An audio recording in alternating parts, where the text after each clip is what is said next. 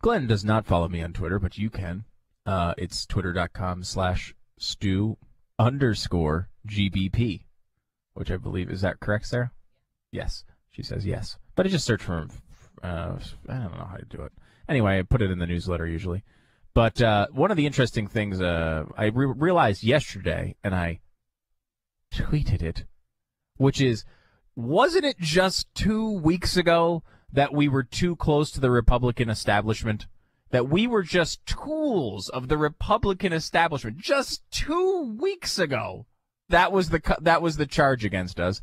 And now 2 weeks later, we're just not tools enough of the Republican establishment. I'm fascinated by this. I will say that I did not predict that we would be attacked for not being conservative enough. That's not one we've dealt with too often in our careers. The latest one is that Glenn believes in global warming, which is interesting, and he believes it's man-made because of a interview that he did for USA Weekend, which, again, I don't know that he actually said that in that interview. It may have been an earlier quote.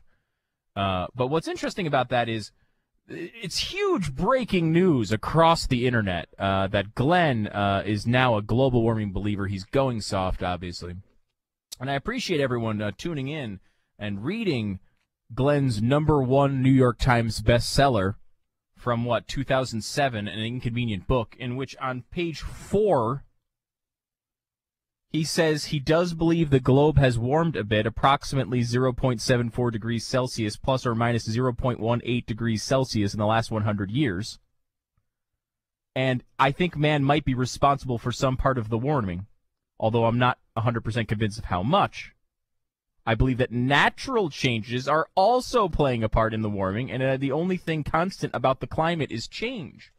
You may notice that this sounds vaguely familiar to every skeptical scientist that with any credibility at all, such as Richard Lindzen from MIT, such as John Christie from University of Alabama at Huntsville, such as the man who is known as the head climatologist for the Rush Limbaugh program, Roy Spencer, who has been on this program as well, and who has said in the past, quote, I predict that in the coming years there will be growing realization among the global warming research community that most of the climate change that we have observed is natural, and that mankind's role is relatively minor.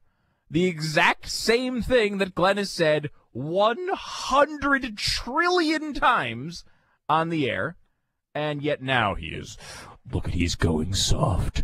He's going soft. I would say, if anything, he's probably a tad more skeptical than he was when he wrote the book in 2007.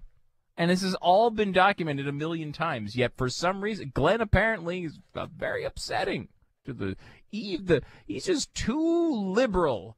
That's the Glenn Beck attack of the week. And what an interesting one it is. Who's bringing up that attack?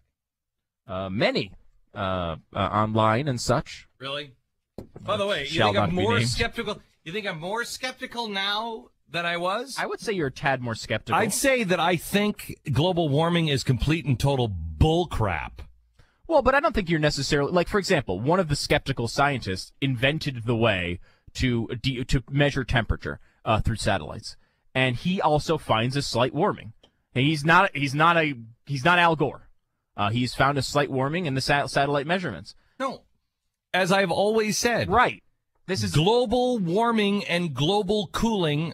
Change is constant. Exactly, but they're just saying because you're admitting that the temperature has risen a slight amount, that now you, quote, agree with global warming, end quote, so that they can call you liberal. But you've admitted this 100 million times, and every skeptical scientist agrees with this. This is not, this is not out of the mainstream of. I mean, I can't believe I have to justify that you are in the mainstream of skeptics. They're saying that I don't also see any difference between Nancy Pelosi and Pence. Right. 15 Yeah, there's no difference. No difference. It's so idiotic, but it's good to have to be this big a target, I suppose.